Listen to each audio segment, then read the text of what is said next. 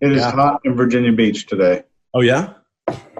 Yes. Like, my fat ass is melting over I don't know here. what it was. I went out for a run and it was 92 here. Yeah, 92 and humid. Just a rotten day for a run, but you got to do what you got to do. Yeah. I just like the idea that you went out for a run. The last time I ran anywhere. How long does it take you to stop throwing up when you finish running? Yes. I've spent my whole life trying to avoid running. Careers, that's when I was at school. Basically, you go into a room and they would say Army or Navy, because there was no way you were ever getting into the Air Force. And I would go, is there running involved? And they're like, yeah. I was like, no, neither. Thank you. Well, should we get started? Yeah. And I always get shits and giggles during this, Lena. Sorry. I'm Scott Rouse. I'm a body language expert and analyst. I train law enforcement in the military in interrogation and body language. I'm also a trial consultant and keynote speaker. Chase? Hey, Chase Hughes. I teach nonverbal communication, persuasion, influence. Did 20 years in the U.S. military. I also teach interrogation and trial science here in the U.S. Mark? Hi there, I'm Mark Bowden. I'm an expert in human behavior and body language. I help people all over the world to stand out, win trust, gain credibility every time they communicate, including some of the leaders of the G7. And Greg. I'm Greg Hartley. I'm a former Army interrogator, interrogation trainer, and resistance to interrogation trainer. I've written a few books on body language and behavior, and I'm now mostly tied up with corporate America and Wall Street. We have a guest today. We have Lena Cisco. I've known Lena, I'm going to say 15 years. I think I met you when you were 9, sometime around there. Yeah. So I've known Lena about 15 years. Lena has a great military background in addition to all of her body language expertise in that. She was an interrogator at Gitmo, and she's one of the most accomplished folks I know in terms of body language and behavior. I often, when I introduce Lena, I often say the lovely and wickedly talented Lena Cisco. Thank you, Greg. I'm Lena Cisco, and I'm a former Navy intel officer. I'm also a former Marine Corps certified interrogator. I have been training law enforcement special forces for decades in interrogation, elicitation, detecting deception. I'm a keynote speaker. I've published a couple of books and gave a TED Talk. Excellent. Wow, it's a handful.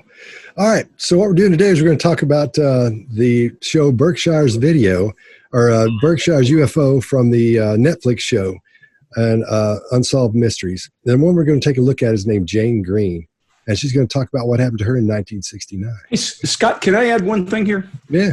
Something we were going to talk about. We read in your comments, because we do read your comments and try to answer as many questions as we can, that we seem biased when we start these videos.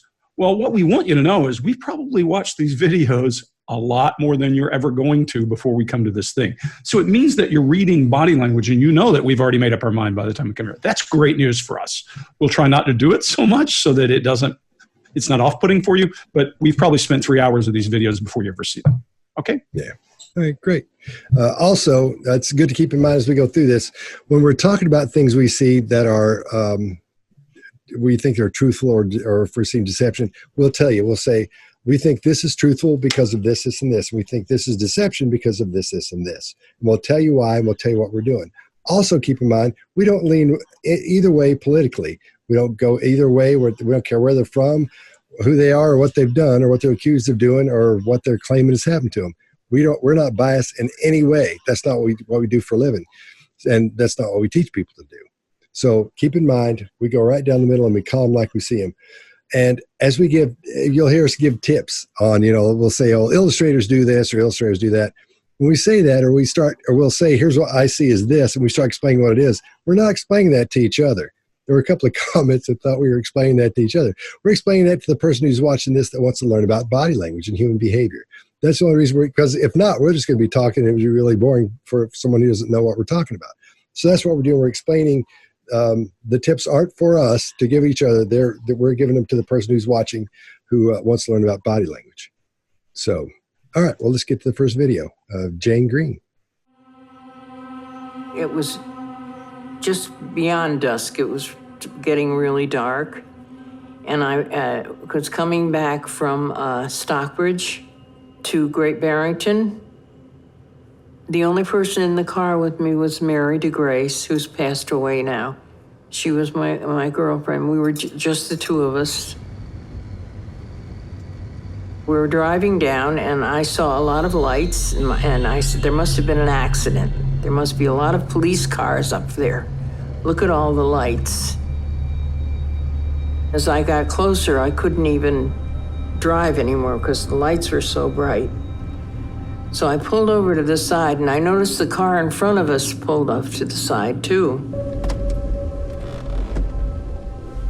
And I got out of the car. My girlfriend got out of the car too.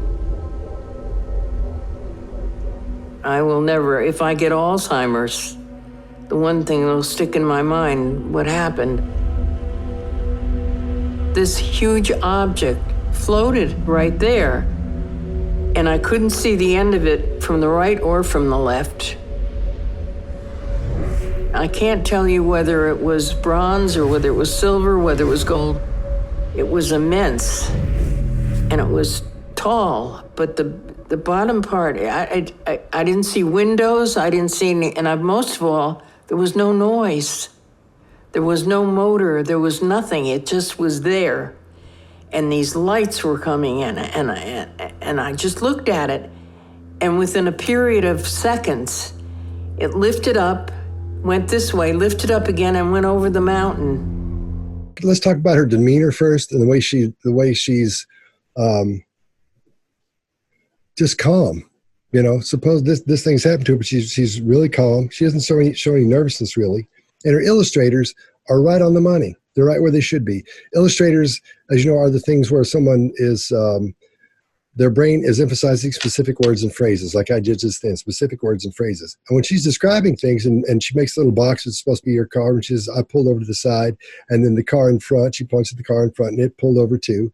That shows that she's in the beginning stages of starting to relive this as she starts putting these things in space in front of her as she goes along.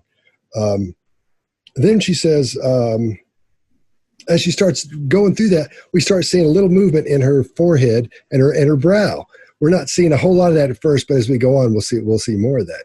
And as it goes on, we start to see it's beautiful. It's a combination of fear, anxiety, and stress all at the same time, and they all sort of come and go through each one of them. So it's beautiful. The deeper she gets into it, the more we'll see. So as we go on, you'll see that happening.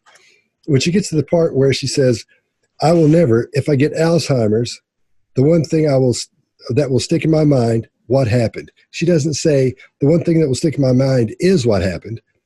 So what happened is the key thing there. And what we see there in this is a micro expression. And it's really small. It lasts for 2 frames. What's going to happen is this. If anybody else catches this outside of someone like us, they're going to tell you this orbicularis oculi, it's that little muscle just beneath the eye, and that's pulling up to make a squint real quick. That's not what's happening. So what we're seeing there is the buccinator muscle is pushing it up. It's almost flicking it up. It happens so quickly. That tells us it's not something she's trying to eye block with, that her brain's going, I don't want to see that. I can't believe what I saw. She's not sure what she saw. So it's a wince. So that shows it's confusing to her. When people have big things they don't understand or they're confusing to them, they'll say, I don't know what happened. And you'll see that jerk in them, but that's the little jerk we see there. So if they say if they go further than say it's the orbicularis oculi, it's not. It's that little buccinator muscle, or the big buccinator muscle. And Lena, since this is your first time with us, I talk about this thing called loping. When someone talks about something, they'll just sort of lope through, and they'll just keep going, dung, da, dung. It's almost like you're writing the story through there. You probably have a name for it. I don't know what that would be. Text bridging. So that's what Yep. It's what? Text bridging. Okay. All right. So in this case, she's just loping along like everything's fine. She's starting there. We're starting to see a little bit more happening in the forehead as well. When she says, I didn't see any windows. I didn't see any, most of all, there was no noise. As she relives this, she's trying to get out the most exciting parts to the listener. So I don't think she's told this story 1,000 times. Like a lot of people we see on here will tell the story over and over and over. So what we're seeing is as she's talking and she's loping, she stops, and there's this information here. She almost jumps that information to get you something that's even more exciting that she thought was more important than the information she was given at that point right there. So that's kind of long. Sorry about that. But let's, Chase, what do you got? One thing I see here, and I've actually never brought up to you guys before, and I have never seen research on this, and I've done 15 years of research on this subject. But when someone switches pronouns in a story, she's talking about herself, and then the pronouns go to kind of a team-oriented, where she's saying we and us. back and forth, I found that to be one of a really good truth indicator for stories. If a story is memorized, I think someone's more likely to stick with a pronoun type. And when I teach 3 types of pronouns. We have self, team, and others. And so she has no problem going back and forth between talking about we when it's an experience with her friend and I when she is referring to her own experience. I think that was a very good truth indicator there. And we see some body narration here, which Scott is calling illustrators. I think Barbara and Alan Pease, if you read through their book, they call it baton gestures. And I think the origin of someone using the word baton gesture goes back to Desmond Morris, who talks about someone narrating as they talk with their body. We see a lot of that. And when I say body narration, when she's explaining how tall it is, her eyes flick upward, as if she's looking upward at the craft in her memory. And aside from what Scott said, that's all I've got. Excellent. Okay, Mark, what do you got? Yeah, so let me look at the intonation of how she says this. That's part of nonverbal as well. First few words she gets out, dusk, dark, downward intonation. She's very certain about it being dusk and dark. When she talks about these 2 places, Stockbridge, Barrington, she has an upward intonation. Now, we might have previously said, well, those upward intonations are looking for, are you with, do you agree? Do you agree? And there's a nod of her head during that. I think what she understands here is that we all understand dusk and dark, but we may not know the places she's talking about. So she does need us to join in on that. But it's quite a good baseline of a very strong downward intonation when she's very certain of something, and an upward intonation where somebody might be certain. She's certain. She definitely made that journey. Okay, but she doesn't know whether we'd know those places. And that's right, we don't, and the interviewer doesn't there as well. Here's what she does become certain of. She does lights, and then she does lights, bright lights. So she's very certain she saw lights and bright lights. And she tells us that the object creating this light was bigger than her peripheral vision. She couldn't see where it was ends. So the light is enough to fill up her peripheral vision on that. Now, she can't tell us what color it is or what metal it's made out of. She goes through 3 metals, which she says it isn't that. What she's certain of is there's lights, bright lights. She's certain that they got out of the car and that her friend got out of the car as well. And she's very, very certain about the movement of these lights because she describes it. The movement profile she makes is very, very definite. So what I take from this is we've got somebody very, very credible here in what she saw. But here's what she saw. She saw lights, bright lights, and she knows that they moved like this, and she knows that they were bigger than her vision could take in. Very, very credible around that, but no description or idea at this point of what those lights may mean or may be. And so it's really important at this point, as we're kind of deconstructing her story, that she hasn't informed us at this point what she thinks those lights are.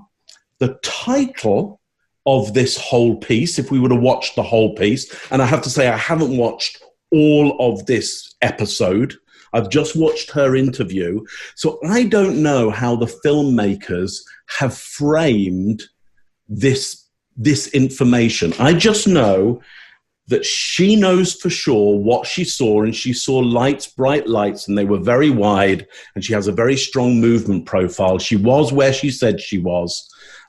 Very, very credible witness to that at this point. That's all I got on this. Excellent. Greg, what do you got? Yeah, so I'll just start off by saying this is a coherent, consistent cadence that's moving through, and she even accesses visual cue a couple of times in there. She's accessing some memories. If you watch her eyes, it's not all emotion down right. She has a quick dodge off to her right as she's picking it up. her hands move not just consistently, and I use the word illustrator always because I'm painting a picture. And, depending on the language you speak, you may use your hands more or less. Being very English, my hands are down. If you're very Italian, or like my wife, if you're Greek, your hands may be up. But we use our hands to illustrate what we're thinking. Her illustrators are not just good, they're in front of her. If I'm going to make up something and talk about it, my hands are probably going to be over here. The fish was that big. But when people hold it in front of themselves, they're engaging their brain and their thinking. She even makes shapes. She talks about levels. She says it flew away in one hand, not both hands, not something crazy and demonstrative for her. It's in baseline for her and looks normal for her. Watch when she talks about Mary de Grace. She nods, and it's a positive thing, and she's confirming Mary de Grace is her friend. When she talks about no sound, her head goes no. All these things are, Lena, I'm going to steal a word you use a lot. This is congruent messaging. People are, when they're delivering messages that way, it's important. I also would say, when you look at that brow, there are two things. She does a little bit of a request for approval, I call it, where she raises her brow to ask. But there's a lot of concern in there about what you're perceiving from her when she's doing it. Overall, credible, believable, and the message is consistent to me. Right. Lena, what do you got? So the biggest thing when I listened to this, because I am a word nerd, was that the entire story was in past tense. So when people recall truthful events, they go to their episodic memory. They've done it. It's an autobiographical memory, and they take chunks of that information from the episodic memory. They've got to rebuild it because we don't remember things in a whole full story. So they piece together what happened, and they regurgitate the event. When they do that, and it's a truthful account, it should remain in past tense. Sometimes when people try to make up or fill in information that they don't know, they'll go to their semantic memory, which is just known information. It's not autobiographical. And when that happens, and I draw down information just from being a human on this earth, sometimes all of a sudden my story goes to present tense. I'm walking down, I'm driving down that road, and then I saw. So you got present and past tense.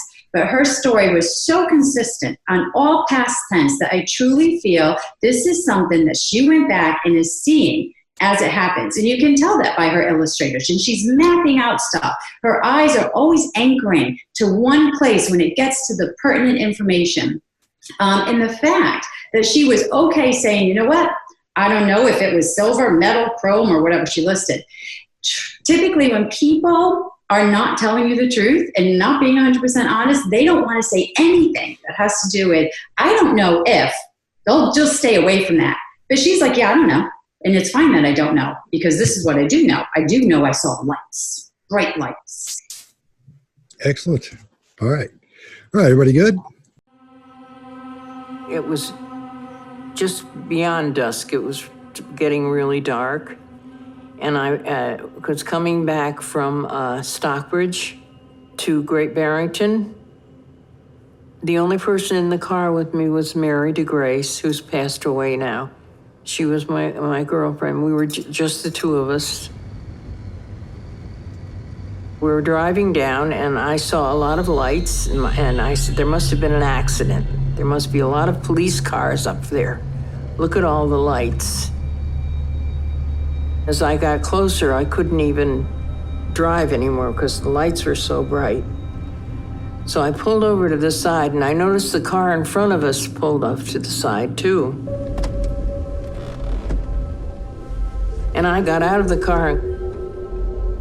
My girlfriend got out of the car, too. I will never, if I get Alzheimer's, the one thing that'll stick in my mind, what happened. This huge object floated right there, and I couldn't see the end of it from the right or from the left. I can't tell you whether it was bronze or whether it was silver, whether it was gold. It was immense, and it was tall, but the bottom part, I didn't see windows, I didn't see any, and most of all, there was no noise. There was no motor, there was nothing, it just was there. And these lights were coming in, and I just looked at it, and within a period of seconds, it lifted up, went this way, lifted up again, and went over the mountain. Okay. All right, let's move on to the next one. Before this happened, I was a non-believer in any of that stuff. It just, no way. Flying saucers, and I just did not believe it. I drove all the way into Great Barrington and pulled over where our store was. It's Main Street, turned the car off and looked at my girlfriend and said, "What just happened?" So I ran in and I told my husband. And he said to go up and report it to the radio station. And I went in, and Tom Jay, who is the director of WSBS, started to laugh, and he said, "You and Mary must be out drinking again." He said, "I think it must have been swamp gas." I said, "This was no swamp gas, Tom," and I explained it. A few hours later, he was inundated with calls from other people. All right, Lena, what do you got? So I love in the beginning when she's like, non-believer, no way, right? Again, my favorite word. She's so congruent with shaking the head no and saying no or saying something negative. And I also like the fact that when she's talking, she does this. And her thumbs are sticking out. So I call this thumbs of power, meaning when people feel very confident and comfortable, usually you're going to see a huge space between the thumb and the index finger. And people have no problem talking to you like this, showing the palm, saying, "I have nothing to hide." And she has no problem doing that. Typically, if people are feeling uncertain of themselves or uncertain of what they're saying, they will do this, or the thumbs will start to come in, and sometimes they're even hidden like that. But she is very open, she's very congruent, and at the last spot when she's talking about what just happened, right? It's almost like she just went right back in time to that day and said, what just happened? Because I see the shoulder shrugging, which again is congruent behavior, and her eyebrows raising, like, hey, this is interesting. What just happened? So again, very credible. Excellent. Greg, what do you got? Yeah, so here's a really good indicator that she's feeling something about her past not believing. I was a non-believer. This is one, Scott, I can do it again. There it is. I can control it. Not everybody can, and he's always impressed with that. She engages a grief muscle. I think she feels something from that, hey, I used to not believe in this. And as people age, healthy people, as they age, they reconcile what they have believed and gotten to. And there's probably some of that in here. So I wouldn't say that means anything negative or any of that. But it certainly is when she's saying, I was a non-believer, all of her arrows are aligning. Her hands are out. She shakes her head no. She's got passion around what she's saying. When she starts to illustrate the story of her husband, she's illustrating with her whole body. I mean, this is a whole body story. Her hands are telling her story. Her face is telling her story. Her chin is dropping. She's talking to you. There are no barriers and no adapters. And by barriers, I mean, I'm not putting something between us.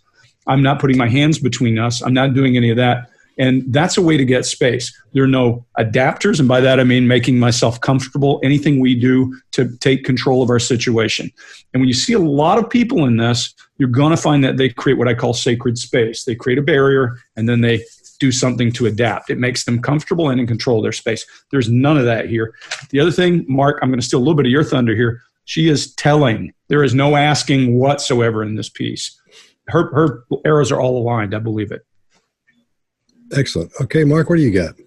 Yeah, so actually let's talk about what she talks about there, which is belief. She says, I wasn't a believer, but now I do believe in that stuff, which is that's a nebulous term, but then she does run it down to flying saucers. Okay, so now we've got a little bit of a framework from her around what we might want to be thinking these bright lights are, that it's possibly in her mind now a flying saucer. Now, does it mean that she has never believed in anything? Well, look to the side of her, you'll see a ceramic angel there. And so I would put some money on there's always been a belief with her about other higher entities that can be helpful to you. So it's not that she's never believed in anything. She didn't believe in that stuff. Now she believes in that stuff. I absolutely go with what you're saying there, Lena, about these open palm gestures and those thumbs of power. I think there's something even more here. There's a gentle shrug during that with these thumbs of power, which I would call a supplicant gesture. The supplicant is saying, I don't have the power. And I think what she's saying with that is I can't explain this. I still can't explain it. So I didn't believe in that stuff, flying saucers, but she's still not going to say, here's what the lights were. In my mind, super credible still, but very credible on, I can't explain at the moment what this was. Excellent. Chase, what do you got? So for the people watching, we talk a lot about shoulder shrugging behavior in a lot of our videos. And the double shoulder shrug, when they kind of just go up like that, it's typically an apologetic gesture. I'm just saying, I don't know. And the single shrug is more likely a lack of confidence in what someone's saying. But that's typically how I read that, the same as Mark, just so you can spot that the next time you ask your friend how they like your new job, and they go, oh, it's great, and only one shoulder goes up. So then you'll be able to use that. One thing she does here that I think is still truthful, and something that a lot of politicians do, is pre-overcoming the objections. And which is a great conversational tactic. And if I'm trying to tell you something and you're incredulous, I'm going to already say, I know this sounds stupid. I know it sounds ridiculous. And she's going through and overcoming these objections before it happens. And if Scott shows this video again, when she says swamp gas, you'll see a little bit of an eyebrow flash there, like it wasn't swamp gas. And you'll see the eyebrows come up, which is a great little illustrator that you can see no matter what our age is or what country we come from. All primates, when we're angry, our eyebrows go down, and we do the opposite to show innocence and sometimes a little bit of threatening, like if you're lecturing your kid. That's Excellent. What I got there. Excellent. What I got was this. I saw when she starts, she's using, I'm focused on illustrators today, but her big illustrator in this case is her head, when she's given that assertive head illustrator and what she believes to be true. You'll see people who are telling stories and the car wreck did happen. The guy did come out of that thing, like they'll be hitting you like that with their head. Then when she talks about not believing any of that stuff, she says, I didn't believe any of that stuff. When she talks about the flying saucers, that's when we talked about earlier about the little muscle here. This can be easier to understand. When that thing jumps up, this is when she's actually eye blocking, because she's saying, I didn't believe in that stuff. She's not blocking it because it's horrible information, but it's distasteful for her, something she doesn't believe in and thought was horse poop for years and years. And when she says that, that's why she squints. So she's sort of blocking that away. So that's what we're seeing there. This time it's not the buccinator, it's actually it's the smaller muscle up here. Sorry about that. And then when she's talking about the radio DJ, when she says later on, people called, there were other people as well. You see her hands again move to showing there was another group of people that were calling in something completely different. And again, I'm sort of getting shits and giggles, but you start seeing that little forehead in there starting to show you all kinds of stuff. It's starting to show that combination of fear and sincere, like, worry. She's worried about that. It's not as much stress, but it's more a confusion, I guess, because she really doesn't understand what happened. And that's what we're seeing on her. That's why it makes this little cocktail of, you just, if you're into that kind of thing, if you're somebody watching that's into micro expressions and into what's going on with expressions, man, it's wonderful. It really is. So everybody good on that one? Oh yeah. Great job. That was the best. I learned a lot from you guys. Secretly, I nodded my head as if I knew it beforehand. You can see me going, I didn't think of that. All I do every episode is yeah. But Mark's about to drop the bomb when he's going through, and her eyebrows, and then he goes, "But," and then he leans over on the table. Yeah. He's about to. And then he gives it this. It's that. But just the glasses are ready. Gang. Yeah, I'm going to count those. There you go, Chase. Yes. Okay, we'll talk later. Change my behavior. Jimmy, have you seen Jimmy Kimmel when he counts how many times the Bachelorettes say the word amazing? No. One episode, he got, the last one I saw, he does it every episode. It was 297, the last one I looked at, in a single episode. Wow. Holy smokes. And he cuts them all together in like a 2-minute compilation of these girls going, amazing. Like, it is.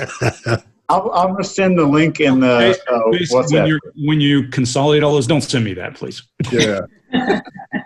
Before this happened, I was a non-believer in any of that stuff. It just, no way. Flying saucers, and I just did not believe it. I drove all the way into Great Barrington and pulled over where our store was. It's Main Street. Turned the car off and looked at my girlfriend and said, "What just happened?" So I ran in and I told my husband. And he said to go up and report it to the radio station. And I went in, and Tom Jay, who is the director of WSBS, started to laugh, and he said, "You and Mary must be out drinking again." He said, "I think it must have been swamp gas." I said, "This was no swamp gas, Tom," and I explained it. A few hours later, he was inundated with calls from other people. Okay, let's move on. Perfect. I realized the frustration of people in the past that have been saying that they've seen flying saucers, or they've seen this or seen that, and people doubt them, because I was one of them. I was so relieved that other people saw that, because I just thought no one's going to ever believe me if I do mention it. And I think that's part of the reason I never talked about it, because I didn't think people would believe me. All right. Greg, you want to go first? Sure. I don't have a whole lot on this one. I think there's some real grief about her not having believed people in the past, and it really shows up here. If you start noticing her speech, her cadence slows, and she starts to talk about, well, in the past, I was one of them. And then suddenly, I got to eat crow is basically what she's saying. And you can see that in her body language. She says, "I'm glad someone else came out." It's about all I have here. I hear her cadence slow. I hear her quieter and not as demonstrative, because she's talking about feelings. That's all I see. Okay. Mark, what do you got? Yeah, so I think there's a piece of choreography here right at the start with that lovely, beautiful tracking shot past the window. Yeah. And it's Jane, isn't it? And Jane there in almost like a green robe, looking out in the green, looking up, kind of wistfully. That has to be I don't think she does that every day. And the cameras went, "Quick, catch that. I think somebody said, "Will you stand at the window and kind of look?" And can you do that again? Yeah. Do that again. With feeling. I'm always terribly interested about how I might be being played.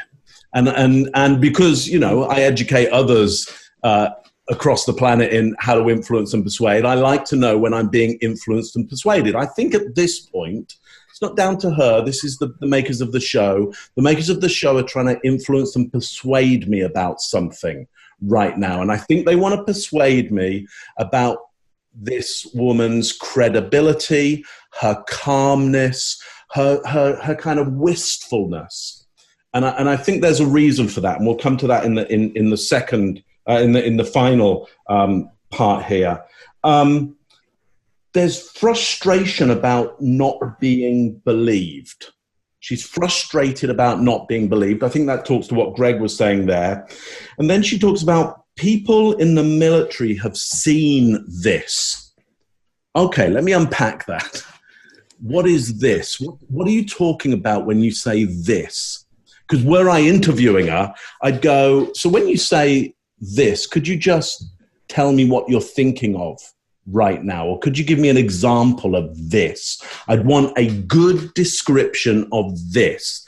Maybe she has given a good description and we don't get to see that. But certainly in this element here, we're meant to, I think that because people in the military have seen something, the something that they saw is the something that she saw. Well, that's not logic, but I think we're being pushed into an idea of a logical presumption here, that she saw what the military saw, and the military are of authority. And if you think she's a little old lady with Alzheimer's, no, because the military saw this as well. I'll leave it at that.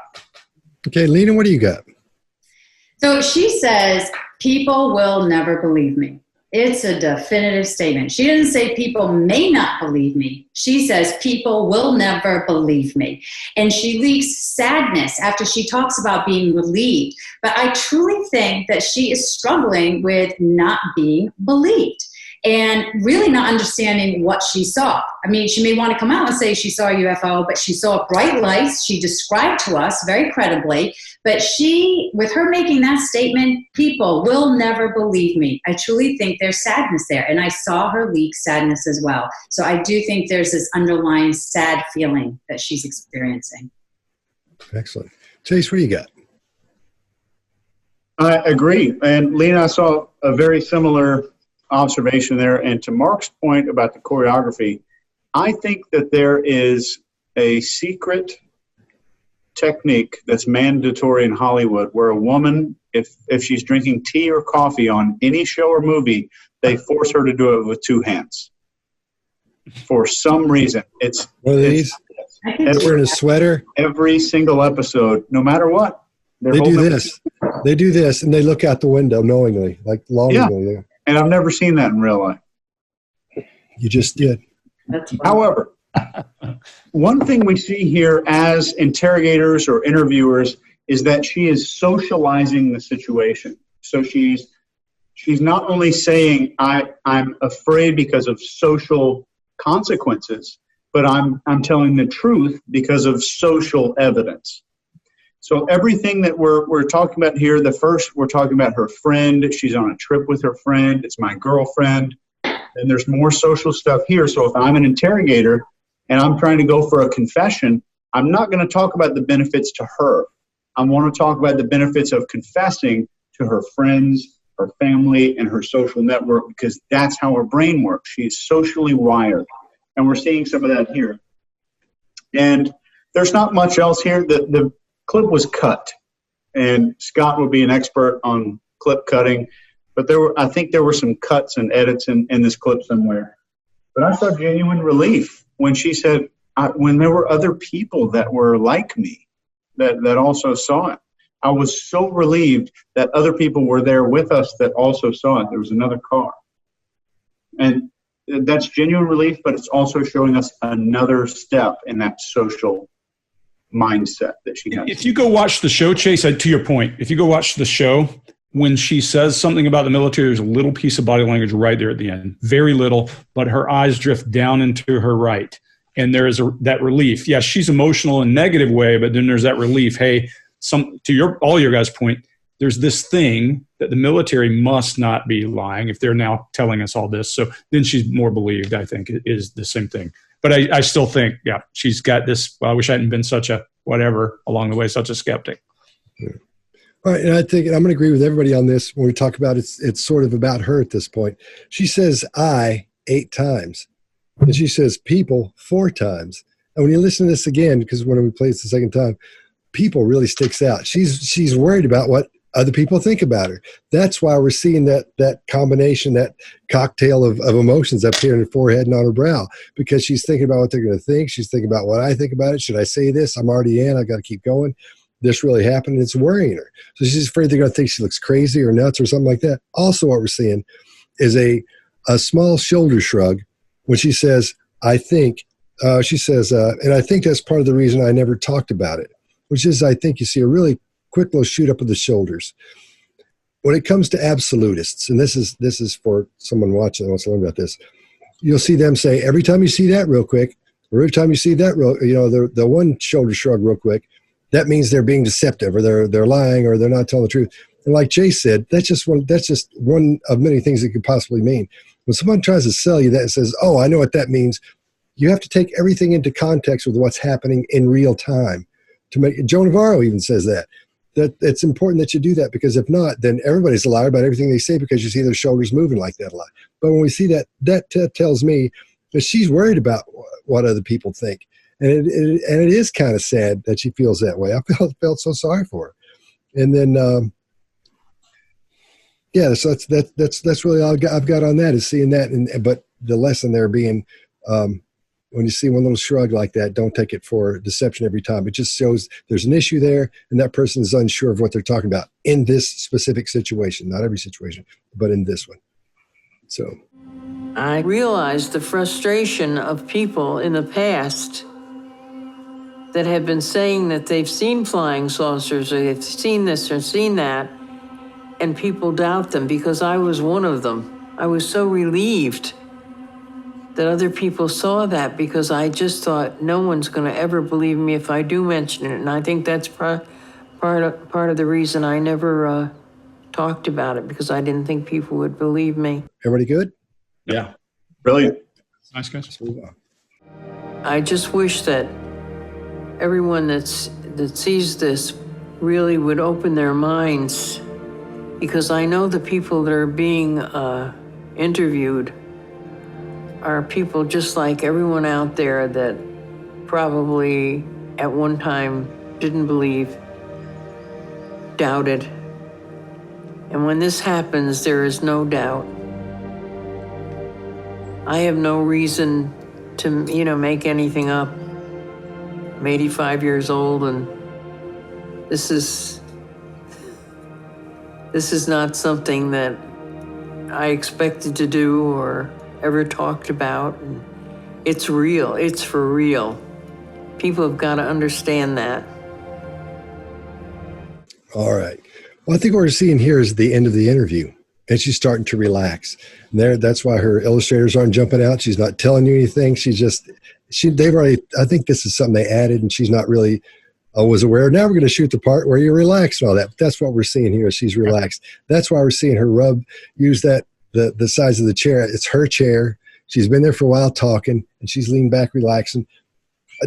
There's a guy that I grew up with named Doc Watson, guitar player, who's blind.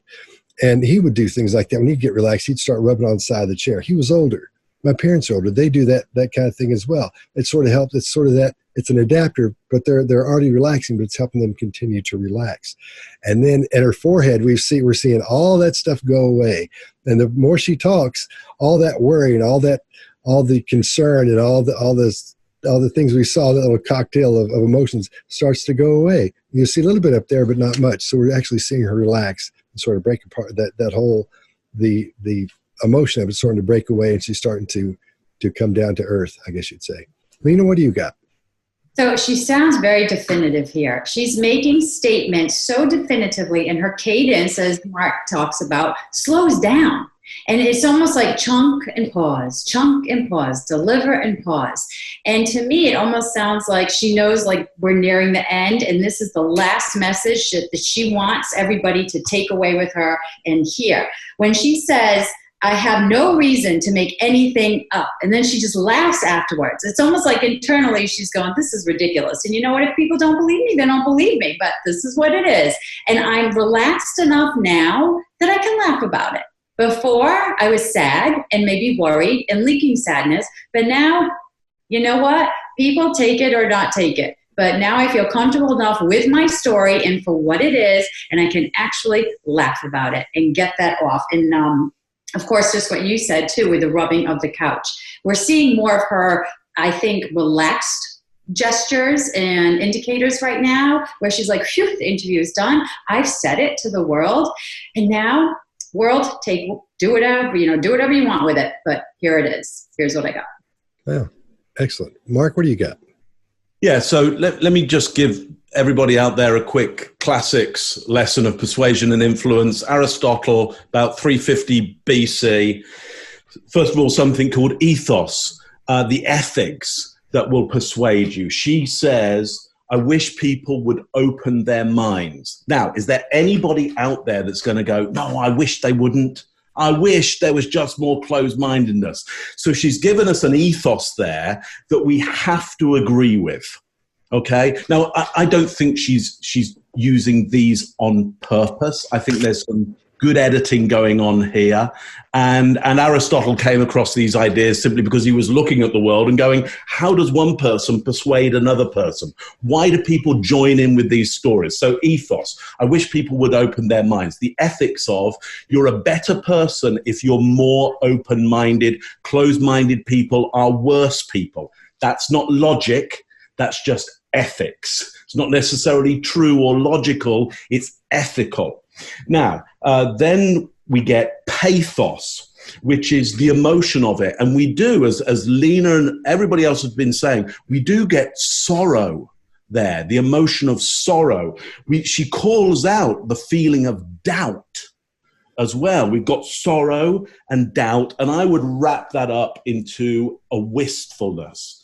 And it's a wistfulness that media like Hallmark use. It's beautifully emotive.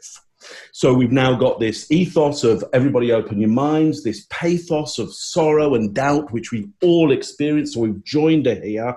And then she says, it's real. It's for real. And she nods her head.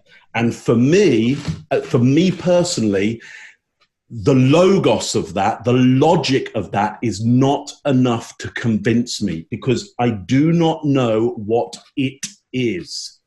Just saying it's real, it's for real, though she says it with such clarity. Everything is right about the body language. Everything is right about what she says. She truly believes it's real, but we have not as yet had a description of what it is, other than lights, bright lights, and something that some other people may have seen that she says, well, it's going to be that.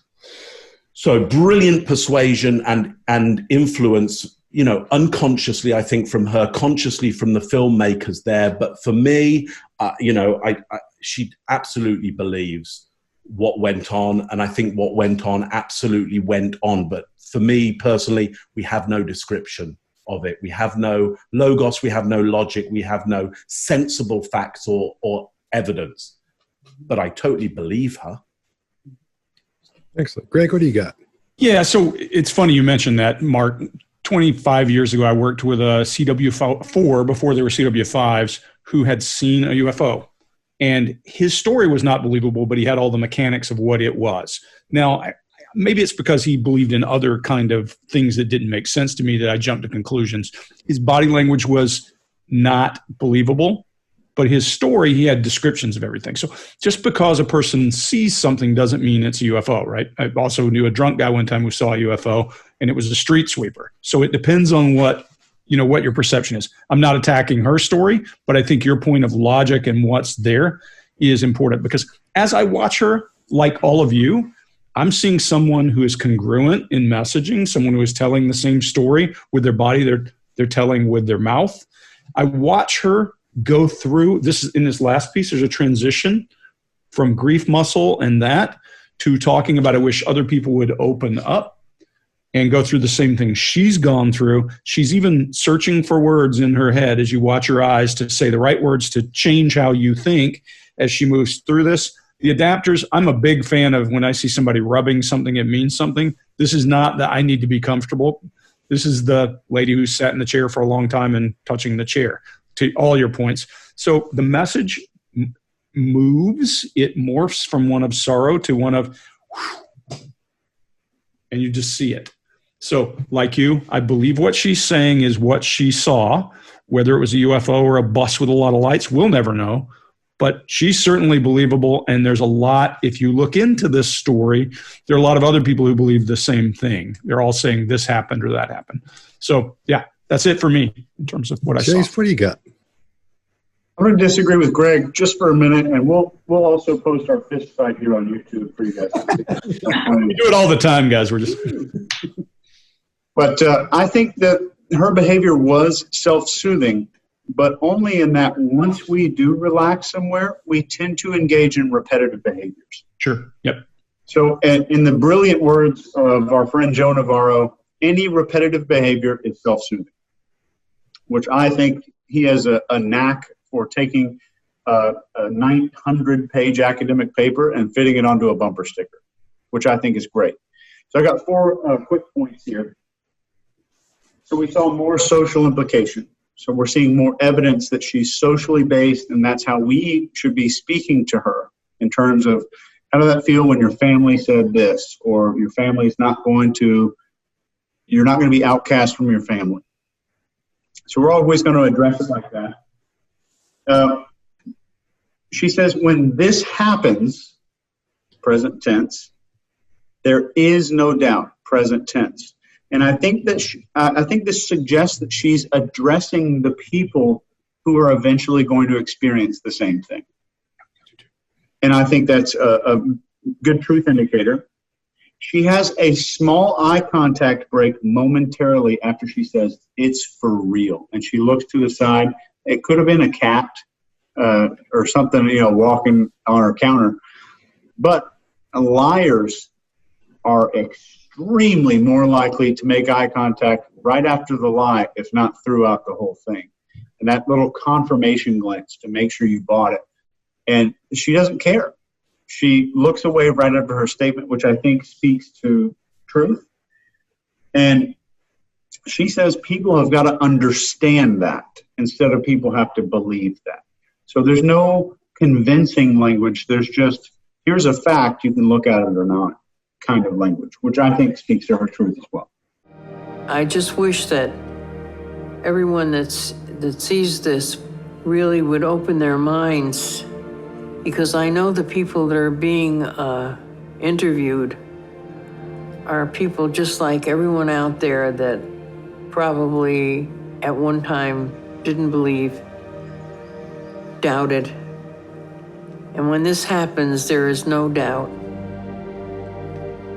I have no reason to, make anything up. I'm 85 years old, and this is not something that I expected to do or ever talked about. It's real. It's for real. People have got to understand that.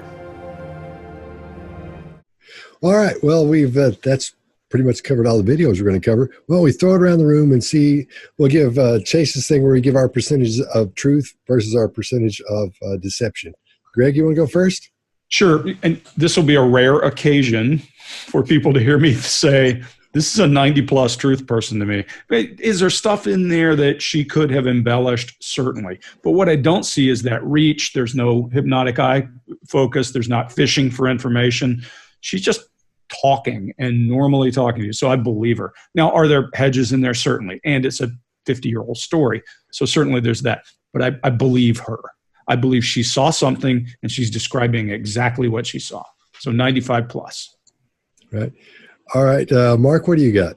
Yeah, exactly the same. This is somebody telling you the truth of what they saw. They saw it. They believe now it's something. Just for me, it's very undescriptive or indefinitive around exactly what that is. And I think that's not her trying to hold that back from us or not tell us that. I think there is there is a huge sense throughout this interview of what happened.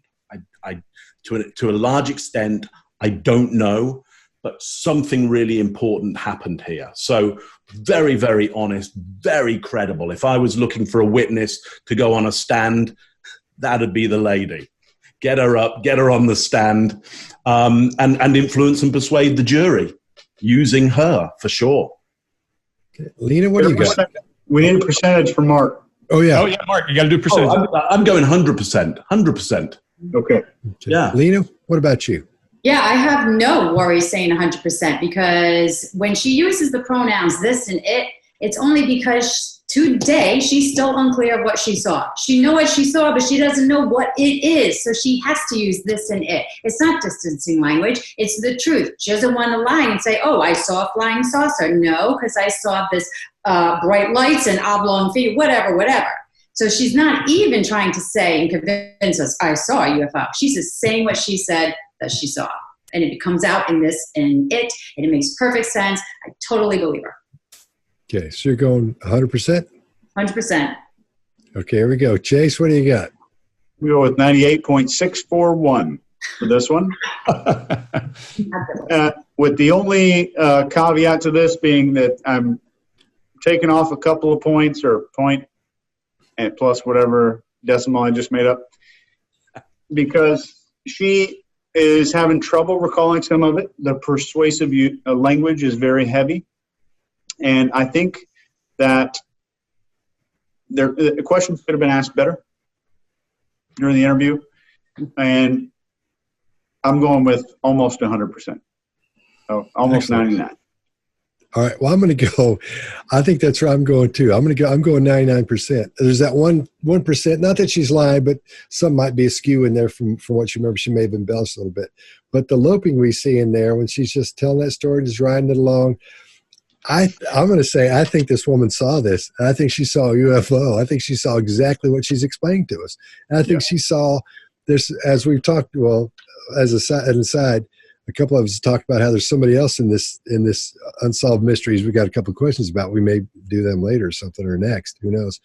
But that's where I'm going. I'm going to give her 99%. I didn't see anything at all on that. That's why it almost scares me. I mean, I want to believe, like Chase and like Greg and Mark too. Lena, we all want to believe in UFOs. Go, yeah, I want to meet those people. Bring them down.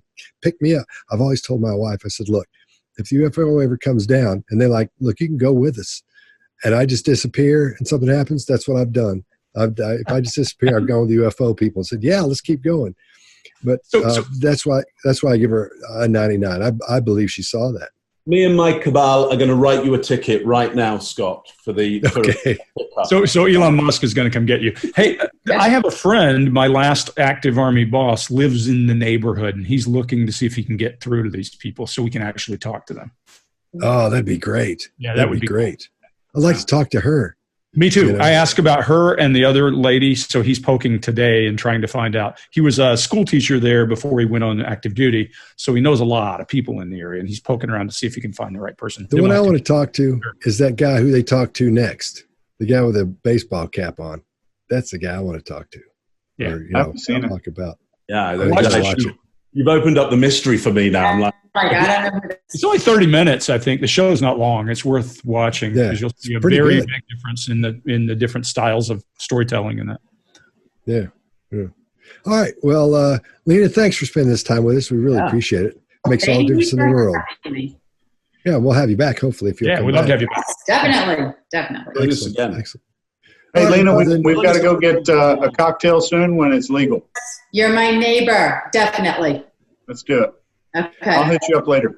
Okay. All right. Well, let's, there's that one in the can, and we'll move on to the next one. See you in a bit. All right. So that's it, Lena. Yes. Ooh, fun. Yeah. Thanks for being here. We should do that other guy, though. That one guy. The mullet guy? Yeah, the mullet guy. The mullet guy. I don't know about that cat. Well, he was 10, and he looks like something out of he's overacting and got all kinds of stories. And if you read his other thing, he's seen other UFOs around the country too.